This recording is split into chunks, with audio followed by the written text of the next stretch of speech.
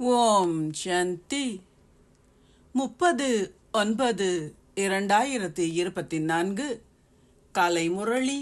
ஓம் சாந்தி. Pop தாதா மதுவனம். சாராம்சம்: இனிய குழந்தைகளே, உங்கள் மின்கலன்களை சக்தியூட்டுவதற்கான அக்கறையை கொண்டிருங்கள்.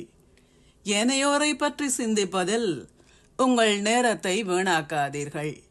உங்கள் சொந்த சரக்குகளை நீங்களே அரைத்து போதையுடையவர்கள் ஆகுங்கள்.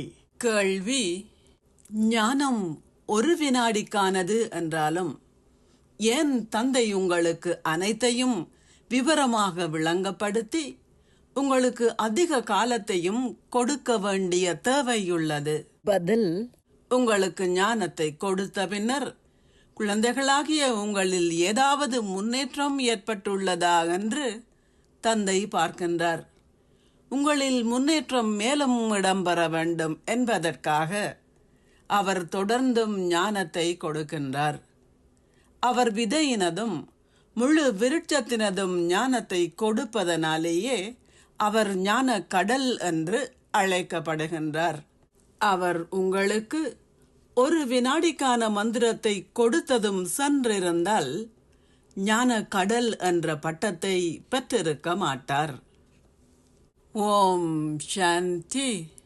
தாரணைக்கான சாராம்சம்: 1.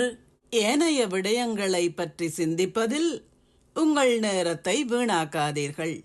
சுயத்தின் மீது போதையை கொண்டவராக இருங்கள். உங்களை பற்றியே சிந்தித்து ஆத்மாவை சதோபிரதான் ஆக்குங்கள். 2. ஒரு சாதாரண ஆணில் இருந்து நாராயணனாக மாறுவதற்கு உங்கள் இறுதி கணங்களில் ஒரேயொரு தந்தையின் நினைவு மாத்திரம் இருக்கட்டும். இந்த அதி உயர்ந்த வழிமுறையை உங்கள் முன்னிலையில் வைத்து இம்முயற்சியை செய்யுங்கள். நான் இந்த சரீரத்தை மறக்க வேண்டும். ஆசீர்வாதம் அனைத்தும் அருள்பவரிடம் இருந்து பெற்ற விசேடமான பரிசுகளே என கருதுவதன் மூலம் கவரப்படுவதில் இருந்தும் சகல பற்றுக்களில் இருந்தும் விடுபட்டிருப்பீர்களாக. சில குழந்தைகள் தமக்கு எவரிடமும் எந்தவிதமான பற்றும் இல்லை என சொல்கின்றார்கள். ஆனால் ஒருவரின் குறிப்பிட்ட குணம் தமக்கு மிகவும் பிடிக்கும் என்றோ அல்லது அவருக்கு சேவை செய்வதற்கான பல சிறப்பியல்புகள் உள்ளன என்றோ சொல்கின்றார்கள். எவ்வாறாயினும் எந்த ஒரு நபரை நோக்கியோ அல்லது உடைமையை நோக்கியோ உங்களின் எண்ணங்கள் மீண்டும் மீண்டும் செல்கின்றதென்றால் அது கவரப்படுவதாகும்.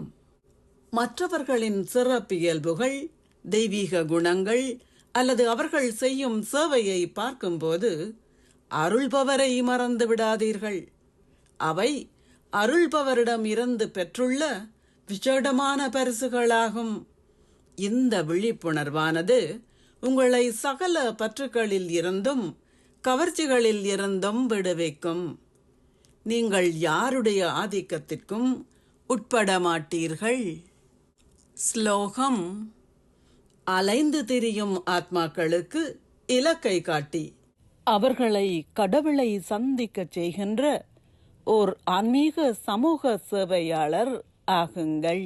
ஓம் சாந்தி. நன்றிகள் பாபா.